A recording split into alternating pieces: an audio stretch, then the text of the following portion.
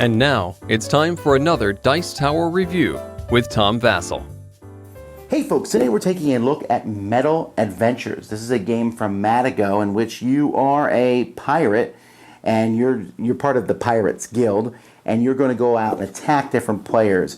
And I was excited about this game for a couple reasons. One, it's Matagot and they make some amazing games.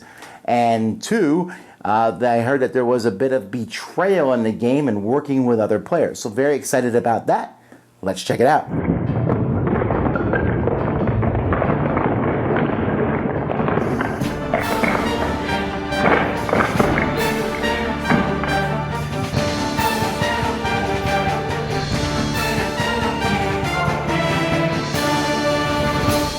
In this game, each player is going to start with a ship. The ship is some sort of, they actually look like drag racers that different gangs would own. And I think that's kind of the point here. You have your little ship, it's a pirate ship, you have a special ability. Each player is also going to get this dial. Now this is actually 2 dials, it's actually 4 dials. Here this shows how much damage you do. Your power is 8. The +4 is how much damage you do to other people. Down here is how many times you've taken damage. So as this moves, as you move this and take more damage, you'll see your power goes down up here. Your power can also increase, so there's actually 2 dials here. Over here are your glory points, victory points, and over here is when you tick off the Pirate Confederation, and that will actually lower your victory points. So you have these 4 different dials, and these keep track. The first person to 10 glory points is the winner. Now you're going to do that in a couple ways. At the beginning of the game, each player is going to draw some of these victory point condition cards, and if you do these exact things, you're going to get that many glory points and money. That's one way to get glory points. Another way is to take actions and spend money and turn in wrecks of ships that you've blown up. On a player's turn, they have 2 options. They can either rest. If you're damaged, you can rest, heal your damage, get some money. There's a whole bunch of things you can do when you rest. Or you can basically pay a coin here. You have to, otherwise you lose a point to the pirates, who will be very ticked. And then you have 2 options. You can attack something, or you can take the tour of pirates. These are 10 different actions that you go around. You can do these actions. You have to do them in order. You can do some or all of them, or none of them. I guess you would do at least one of them. Like for example, here you can pay 6 coins to get a victory point. Over here you can buy upgrades to yourself. So if I get Raider's Plate, for example, now I'm +4 power. If I buy this gun, I'm plus the pirate pistol, I'm +2. And if I have all the pirate equipment, it's another +2. I can buy Carmen here, who's a one-time use card, and she's discarded after using and put her here. I can sell wrecks as I blow ships up to get more points. I can get rid of, I can pay for amnesty and get rid of the negative reactions I've gotten from not putting coins there or other things. Also, you can attack, as I said. When you can attack like basically regular ships. So you would turn over 3 ships here, and you can pick one of those to attack. Or you can attack another player, or you can attack one of the planets on the board. The planets are very difficult to attack, but if you do so, you'll get money from that planet. Like when you buy goods, when you buy these over here, you'll get money, and so that planet will slowly have money. When you attack something, you are going to use the power of your ship. You can ask another player to help you. If you're attacking another player, that player can ask someone to help them. After you seal the deal with a handshake, that player has a chance to betray you, but they do so at the cost of a victory point. But they still might do it at some point. When you attack something, you're going to roll a die, an orange die, and add it to their score. And you're going to roll the gray die and add it to your score. Each player also has a blank die, which they can roll to add to their score. There's a 2, a 4, and a 6 on some of the sides.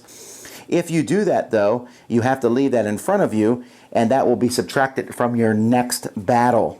So if I roll 6, great, I've won that one, but my next battle I'm going to lose 6.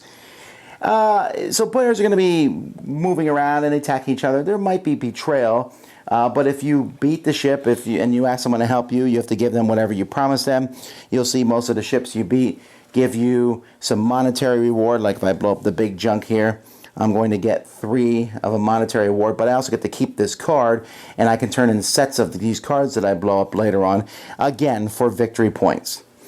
There's some other things in the game, but that's basically it. Players are just going to go round and round until somebody gets 10 victory points. You might draw more of these victory cards so that you can try to complete the missions on them to get glory Whenever you attack another player, there's a chance for glory, and you get all the money in the pot here. And so that's how you play. In this game, there are a few problems component-wise. One of those problems is these dials. Now, this is a cool thing. I mean, you look at it, you're like, wow, there's 4 different dials. But wow, was it ever annoying to use. You move one dial, it actually moves the other one. You forget if you're supposed to move the front or the back to do the different things. I mean, still after playing for a while, I still am turning the wrong things or accidentally turning the wrong things. It's it looks cool, but Then the board itself is really too small.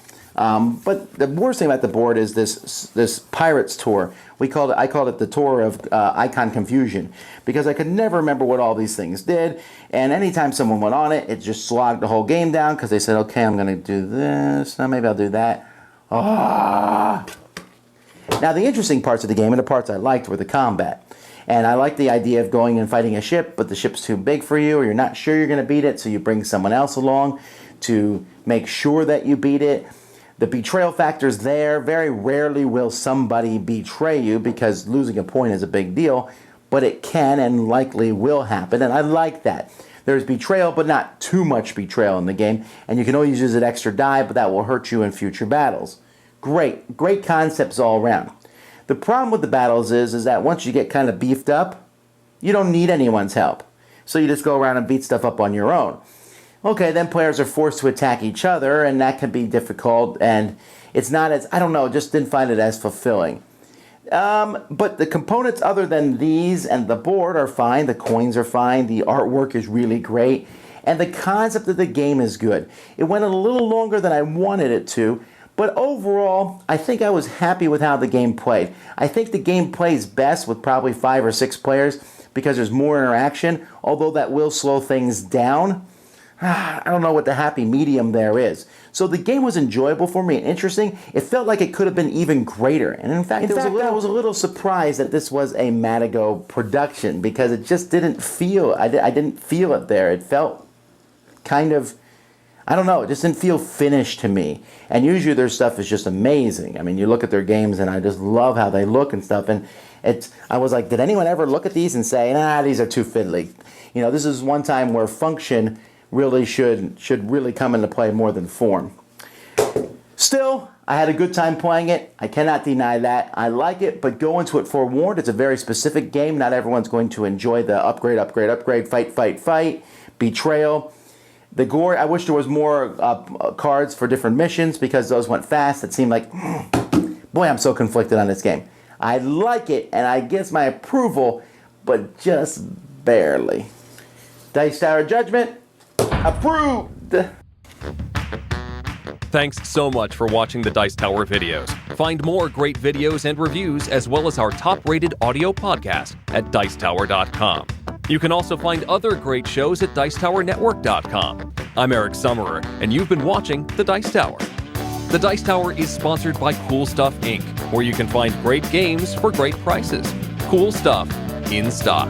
Check them out at CoolStuffInc.com.